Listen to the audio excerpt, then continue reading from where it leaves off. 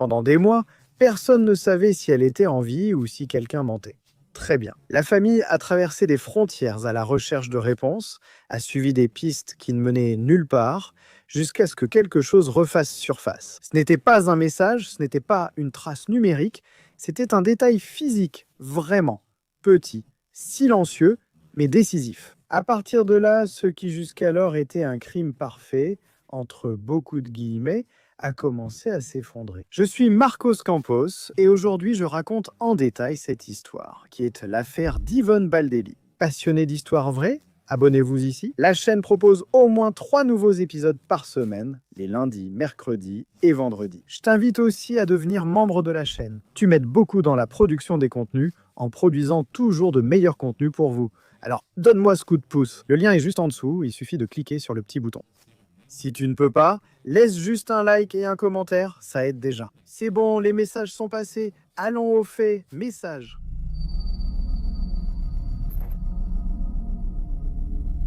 Il est d'abord essentiel de savoir qui était Yvonne Baldelli. Née en Californie en mars 1970, elle a grandi dans une famille décrite comme proche et affectueuse malgré le divorce de ses parents. Elle a grandi aux côtés de sa sœur aînée, Michelle, ainsi que de son frère cadet, James.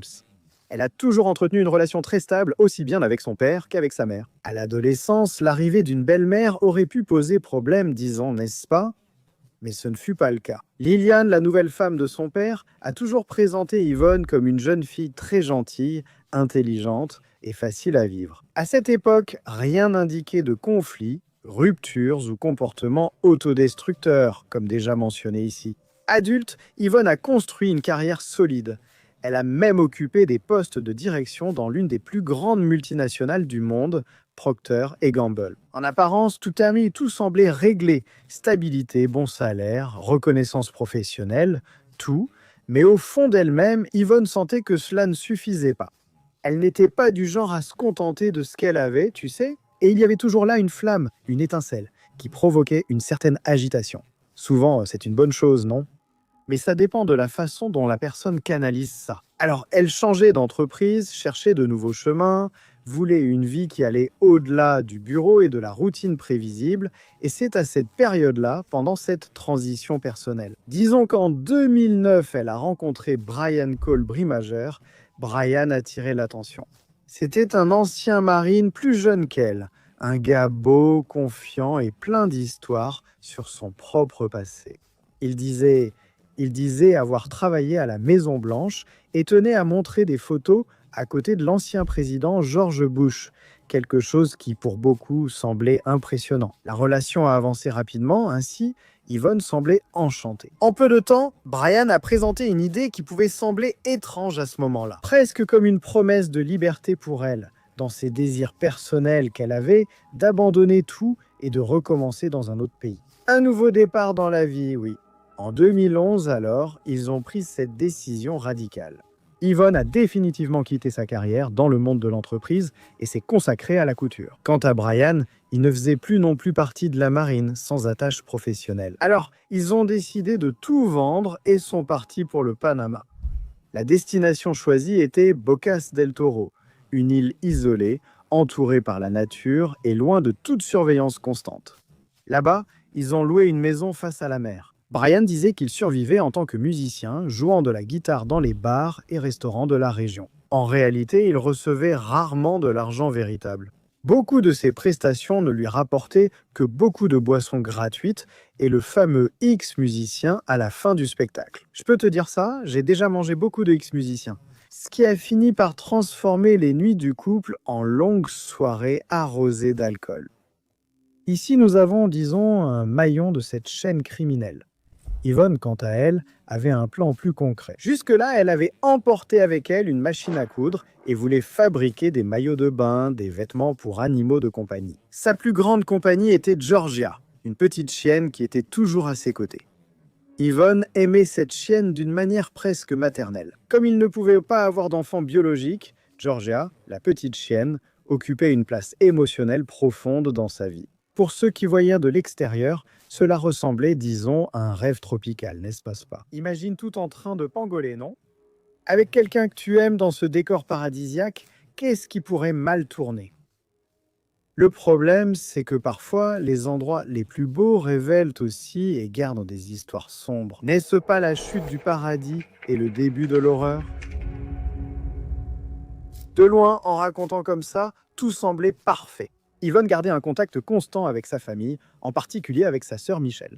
Dans ses emails, elle décrivait le Panama comme un rêve devenu réalité, des paysages incroyables, une vie simple, du bonheur. Mais ces messages ne racontaient pas toute l'histoire. En réalité, la routine à la maison, là-bas, au bord de la mer, a commencé à devenir chaotique.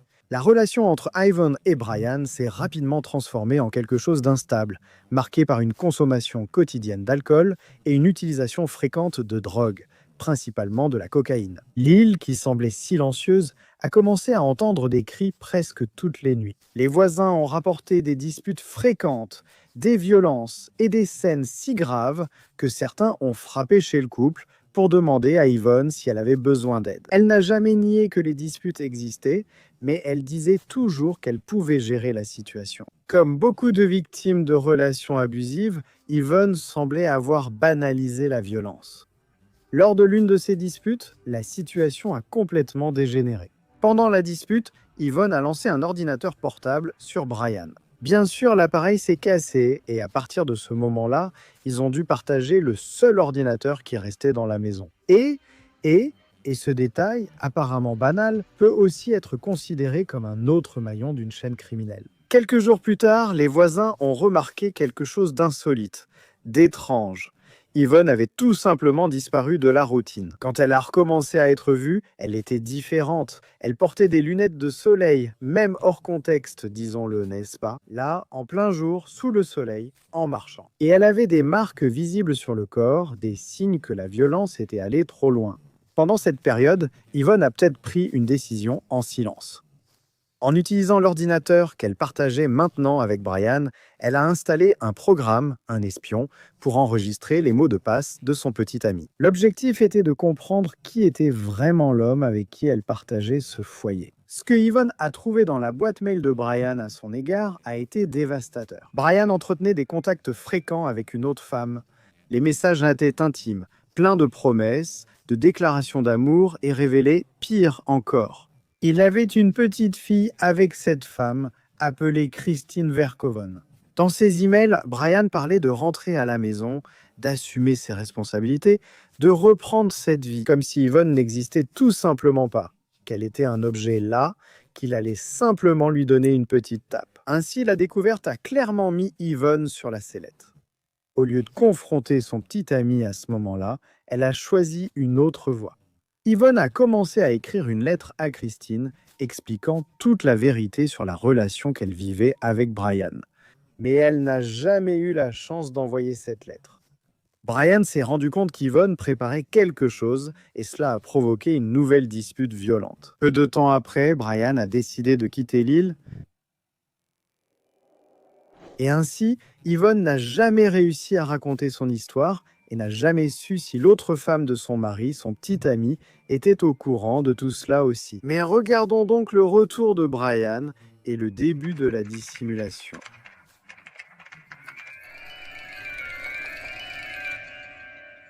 Brian est retourné seul aux États-Unis. Il a atterri à San Diego et quelques jours plus tard, est apparu chez Michel, la sœur d'Yvonne. Il n'était pas là pour expliquer, mais pour rendre des affaires. Le pick-up que Brian conduisait était chargé des affaires personnelles d'Yvonne. Vêtements, objets, souvenirs, trop de choses. Pour quelqu'un qui, en théorie, était encore vivante là-bas, quelque part, simplement en voyage. Michel, bien sûr, a trouvé cela étrange. Elle a demandé où se trouvait sa sœur et pourquoi tout cela avait été ramené en Californie. Brian a répondu avec une histoire toute faite. Il a dit qu'Yvonne avait découvert l'existence de la fille qu'il avait eue avec une autre femme. Elle s'est énervée, ils ont rompu et elle est partie au Costa Rica avec un homme qu'elle avait rencontré là-bas, au Panama.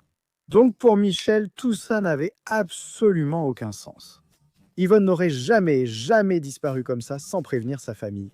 Encore moins avec une histoire pareille, elle n'aurait jamais tout laissé derrière elle de cette façon. Michel a tellement insisté pour obtenir plus d'informations, mais Brian s'est contenté de répéter la même version. Yvonne l'avait quitté et était partie avec un autre homme. Le lendemain, quelque chose d'encore plus étrange s'est produit. La famille a reçu un email, soi-disant, envoyé par Yvonne. Dans le message, elle disait que Brian était un menteur, qu'elle ne supportait plus de vivre avec lui et qu'elle était partie s'installer au Costa Rica. Le texte décrivait une nouvelle relation, née dans un bar lors d'une prestation de Brian. Elle disait être heureuse et affirmait que son nouveau petit ami était un homme gentil. Elle promettait de revenir en Californie dans quelques jours pour assister à une réunion de famille prévue le 12 janvier 2012. Michel a répondu tout de suite. Soulagée d'apprendre que sa sœur allait bien, elle a cependant avoué quelque chose d'important. Elle avait peur que quelqu'un se fasse passer pour Yvonne. Comme l'email affirmait qu'Yvonne serait bientôt en Californie, la famille a essayé de se rassurer. Ils ont donné le bénéfice du doute à cette situation. Le 12 est arrivé, mais Yvonne n'est pas venue. Les messages ont commencé à s'accumuler, les appels, les demandes, désespérés pour une quelconque réponse, mais rien.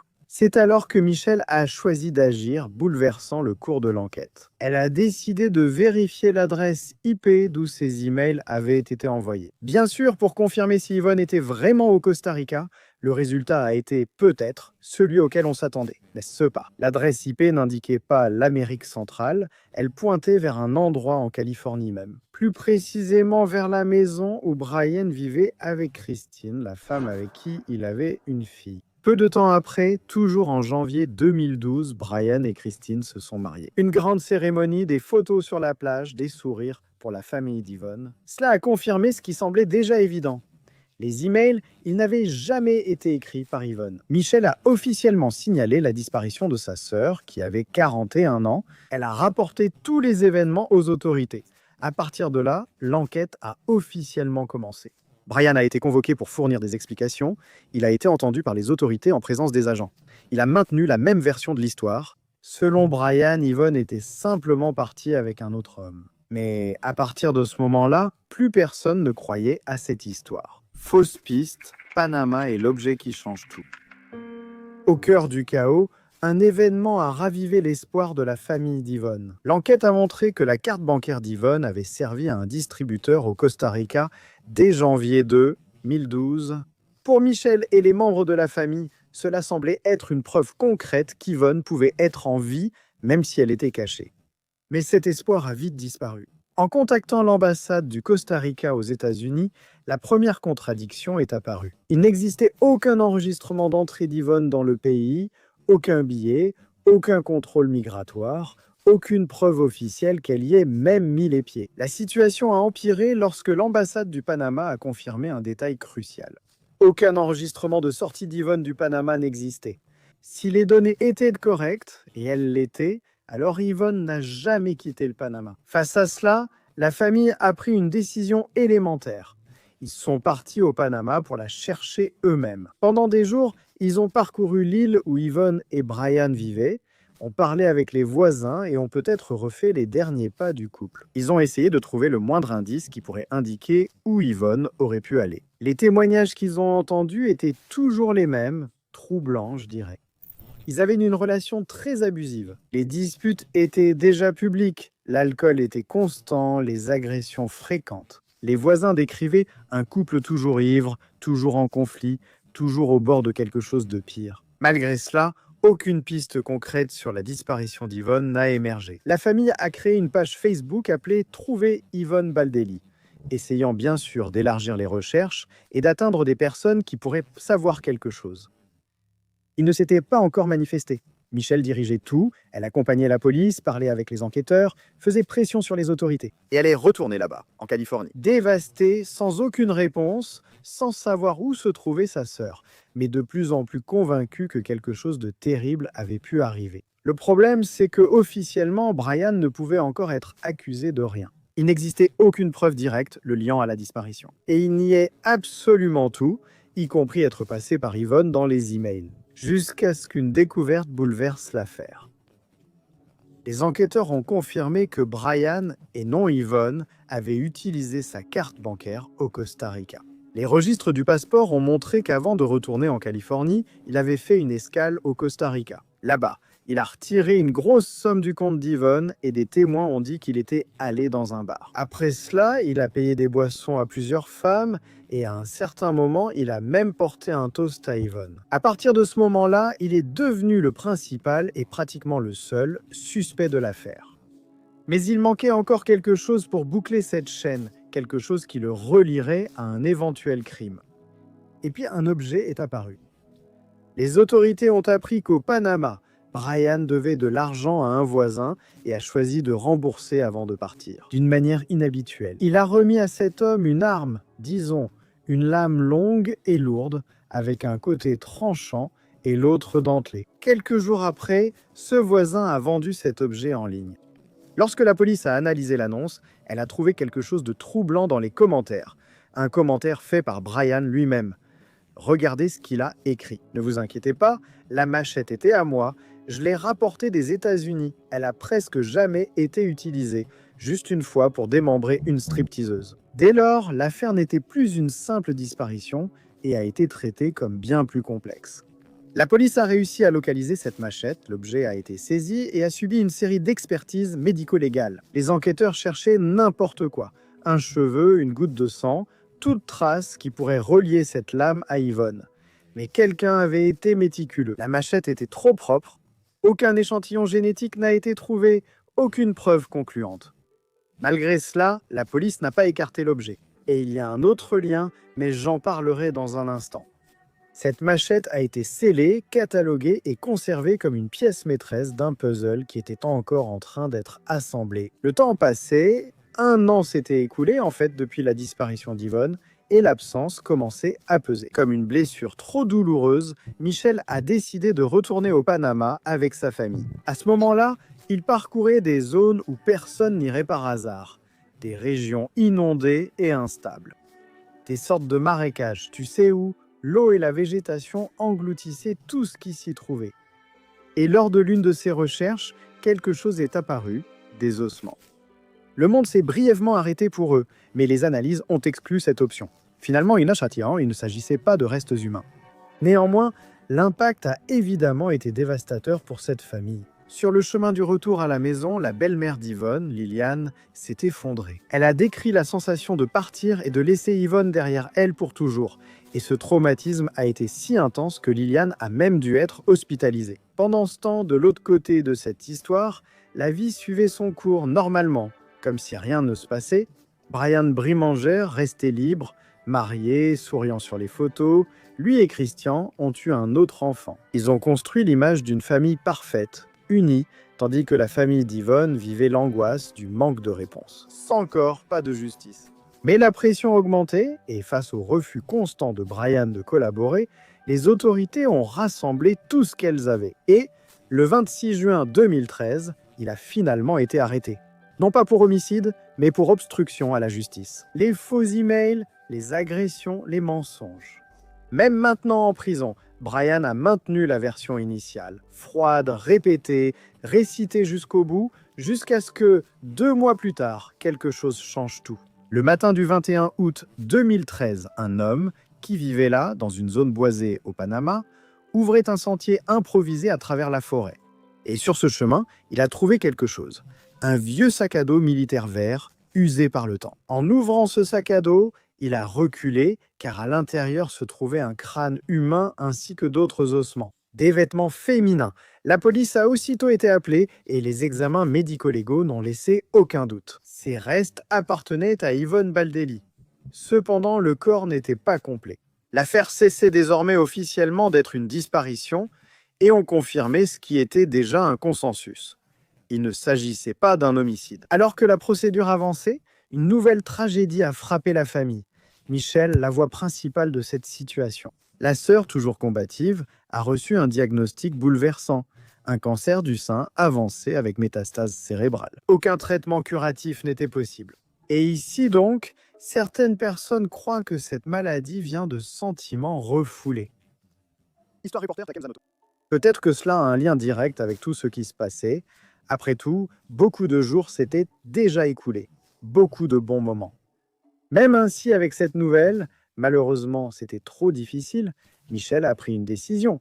Elle irait jusqu'au bout, sachant qu'elle ne serait peut-être même plus en vie lorsque le procès commencerait. Alors, Michelle a donné son témoignage anticipé. Elle a affronté Brian en face à face et il est resté silencieux. Après avoir témoigné, Michelle a été ramenée à l'hôtel où elle séjournait cette même nuit pendant qu'elle dormait.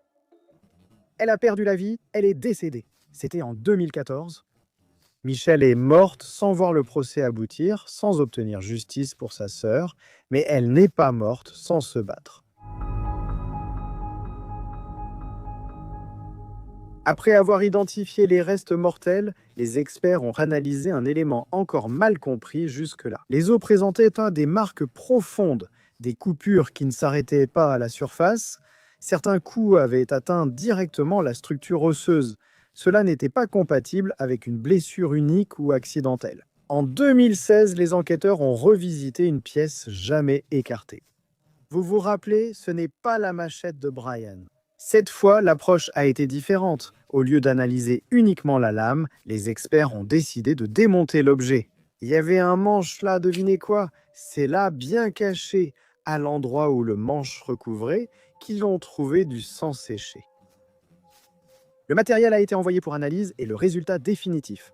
L'acide désoxyribonucléique trouvé à l'intérieur du manche de cette arme était celui d'Yvonne. Il n'y avait plus de place pour des alternatives, ni pour soutenir coïncidence ou mensonge. Devant cette preuve irréfutable, Brian a demandé la présence de son avocat et pour la première fois, il a parlé, il a avoué le crime. Brian a déclaré avoir tué Yvonne le 26 novembre 2011. D'après lui, tout aurait débuté après une dispute où Yvonne a brisé un ordinateur portable. Tu te souviens de ce que j'ai dit à propos de ce lien? N'ayant qu'un ordinateur à la maison, elle aurait trouvé dans ses emails personnels une ancienne relation avec Christine et l'existence d'une fille. Brian a dit que Yvonne aurait perdu le contrôle, que les disputes avaient duré des heures et qu'à un certain moment, elle l'aurait menacé avec un couteau. Toujours selon lui, il y a eu une lutte physique et, dans un supposé acte de défense, il a porté les coups. Mais ce n'est pas si simple, ce récit présente de sérieux problèmes, n'est-ce pas? Brian était beaucoup plus grand, beaucoup plus fort, il pesait pratiquement le double d'Yvonne. Maîtriser une femme sans arme n'aurait pas été difficile, n'est-ce pas? De plus, l'expertise a révélé un détail clé. La plupart des coups de couteau retrouvés sur ces restes, selon l'expertise, ont été portés dans le dos d'Yvonne. Le schéma des blessures n'indiquait pas une bagarre frontale, mais plutôt la surprise, un signe d'attaque soudaine. Après avoir constaté la mort d'Yvonne, Brian a alors pris une décision plus troublante. Il a démembré le corps, il a fait ça pour pouvoir le transporter sans attirer l'attention, et pour éliminer toute trace, peut-être, de cette vie. Il a aussi tué la petite chienne, Georgia, la compagne de sa petite amie, et ainsi les restes ont été abandonnés dans un marécage. Ensuite, Brian est parti pour le Costa Rica. Cela faisait partie du plan de créer la fausse histoire qu'Yvonne était vivante et s'était enfuie. Et lorsqu'il a été interrogé par les autorités, Brian n'a jamais su expliquer où se trouvaient les parties du corps qui n'ont pas été retrouvées, ni ce qu'il avait fait des restes de la petite chienne. Le procès a eu lieu à San Diego le 25 mai 2016 et après un accord de plaidoyer, la sentence a été prononcée. Brian Brimanger a écopé de 26 ans de prison sans libération conditionnelle. Il a aussi écopé d'une amende de 10 000 $ et doit verser 11 000 $ d'indemnisation au père d'Yvonne. Brian purge actuellement sa peine dans une prison fédérale à San Diego. Quelques jours après le verdict, le 28 mai 2016, la famille d'Yvonne a enfin pu lui dire adieu. Même avec le corps incomplet, elle a été incinérée et ses cendres ont été dispersées en mer. Une clôture tardive, mais nécessaire. Après le procès, un détail a également attiré l'attention de la presse. Christine, l'épouse de Brian et mère de ses enfants, est restée à ses côtés. Même après les aveux, même face aux preuves, même après la brutalité révélée au tribunal. Des journalistes se sont rendus jusqu'à la résidence, mais Christine a refusé de parler. Et il y a encore un dernier détail, presque macabre. La maison où Yvonne et Brian ont vécu, au Panama, appartenait auparavant à Wild Hobart.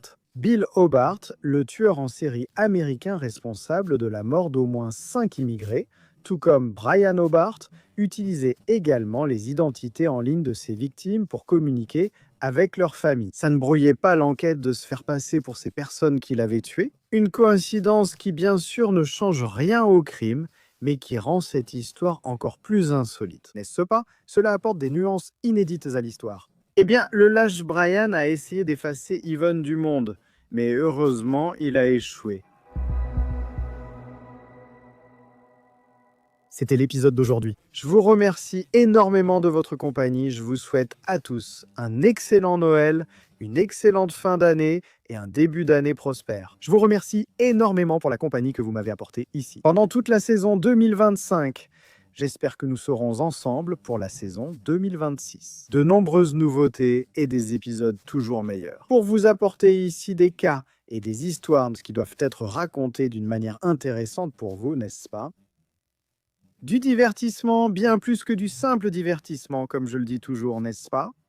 La chaîne a toujours cette orientation, cette ligne éditoriale, de présenter les histoires comme des alertes, n'est-ce pas? Comme des souvenirs, comme des rappels des histoires, des biographies qui ont été perdues.